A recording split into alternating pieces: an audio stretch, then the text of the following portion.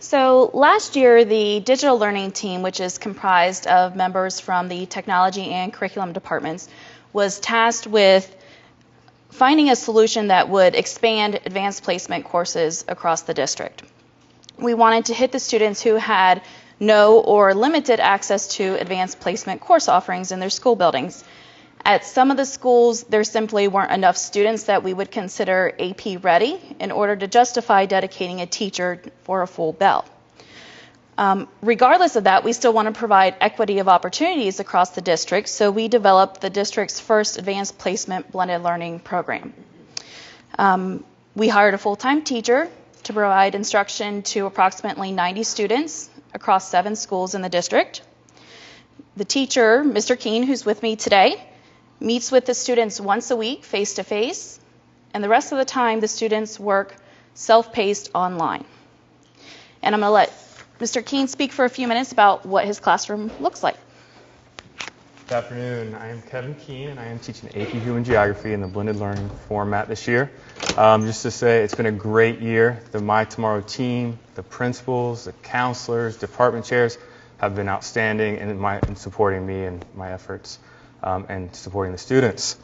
It's awesome to be able to be a part of a new program using new technology and new teaching and learning to provide this access to rigor to students that may not have had access to it in the past. I meet the kids once a week, typically, sometimes twice, but we communicate all week long through Blackboard, email, Google Hangouts, etc. So we are in contact. The weeks when I'm able to visit them more than once is very helpful, I will say. The kids are improving in their navigating of this new type of learning, in their confidence in this new type of learning. Their writing skills have improved all year, and they make connections every time I see them. It's really cool with human geography in their lives. It's pretty cool to see. Going forward, we're getting ready for the AP exam on May 15th at 8 a.m. So help nights going forward, and then the expansion of the program. It's really exciting to be a part of something like this. So thank you. Good afternoon. It's wonderful to see you. I am here to talk about our demonstration classrooms. Earlier we saw a video clip that was Show Me the Money. This is how we show support to our teachers around the My Tomorrow initiative. There are 6 amazing lead teachers who currently are serving in 6 of our schools, along with our technologist Megan, whom you've heard from earlier. And what happens is we actually have teachers going into classrooms to see My Tomorrow in action. So Veronica and Chrissy Reeves are here to tell you in more detail about the program model. It's on the last bullet where we provide models of best practices for CPS staff and others. The demonstration classrooms were designed to be innovative and inviting learning environments where teachers and coaches work seamlessly to bring together technology, traditional teaching methods, along with 21st century best practices to actively engage all students and to ensure high levels of achievement. It's a 3-step model with this unique process. It's a 3-step process with this unique model. The 3 steps include, first, identifying the teachers who would participate. Principals and instructional coaches work together to identify teachers in their building to participate in the process. The second step is the initial visit, where teachers come and they visit the classroom and they're given a folder like the one you've been given. Inside the folders there are various forms, and one form is an observation checklist that they use as a document to jot down any questions or any instructional practices that they notice. The third step, the uniqueness of the program is that middle step after the visit, where teachers and coaches get to sit down and debrief immediately after the lesson. And therefore, teachers can then ask questions and discuss any practices that they wish to take back and implement in their classrooms immediately. And the last step is where the coaches go out and visit the teachers to see them implementing those strategies. At that time, coaches can also offer feedback and coaching tips, and they can also co-teach during that time. We consider this model the very best, and we think that it says seeing is believing. One of the most important outcomes that we see this year from the demonstration classrooms are the reciprocal relationships that have developed between the visitors who come to the classroom and the coaches. we are able to provide the teachers with real examples of working classrooms where 21st century teaching practices are being implemented every day. Things like technology, differentiation, project-based learning, co-teaching, and a wide variety of other instructional strategies. We have been able to complement and enhance the work that the instructional coaches already do in the buildings every day by tailoring our own coaching to meet the specific needs of every teacher who visits our classroom. Visitors get to see what the teaching looks like in our room, and then we're able to provide very intentional and targeted follow-up with them in their own schools. As you can see, the feedback has been overwhelmingly positive from everyone who has come to visit our classrooms. I think I speak for all the demonstration coaches when I say that we feel very fortunate to be part of such a unique and cutting-edge coaching model. No one else is doing demonstration coaching the way we are, and people outside of CPS have even begun to take notice. We have had professors from UC's College of Education come through to see if this is something that they can use with their pre-service teachers. And we've also been fortunate enough to speak with leaders from several districts at national conferences. And we've had people from districts such as Atlanta who have expressed an interest in possibly using this model in the future. So we're very proud of that. Now Megan is going to talk about how she helped us to prepare for this year and about some of the ongoing professional development that we received throughout the year. These individual teachers were selected based on their ability, not their technology skills. And so it was my job as a trainer to kind of amplify their teaching skills based on technology. We all know that technology is just a tool for the students to be engaged in the classroom. And so that was kind of the job that I had to do. And these coaches ranged from not even having a smartphone to having teachers already implement technology into the classroom. So it was making them confident in the classroom, because it's not easy to come up in front of students and not know what you're good at. And so what we did was we really kind of based our curriculum off of whatever our curriculum was, showed what a tool could be used for. We continue to have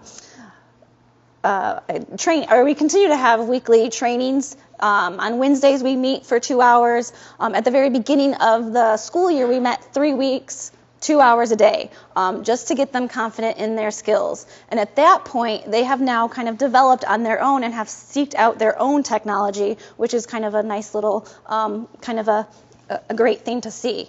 With the teachers coming into their classrooms, those teachers are now seeking me out and finding out what they can use in their classroom. So it's really getting that professional development more so than what it was in the past. Our students are really engaged, and we have kind of shown ownership of their learning, and so you will see in this video just exactly what they have said about the demonstration program. So My Tomorrow 912, we developed a strategic framework that consists of 6 core components with deliverables attached to each. They are expanded course offerings, enhanced college and career, equitable expanded day opportunities, redesigned courses, personalized learning supports, and support mechanisms. All of them are aligned to the strategic board goals, the new Ohio report card accountability measures, and the new graduation requirements for the class of 2018. So we received some board direction several years ago related to expanding the number of advanced placement course offerings and dual enrollment course offerings across our district. And I just wanted to present to you just some of the initial data around all of our work related to AP and dual enrollment.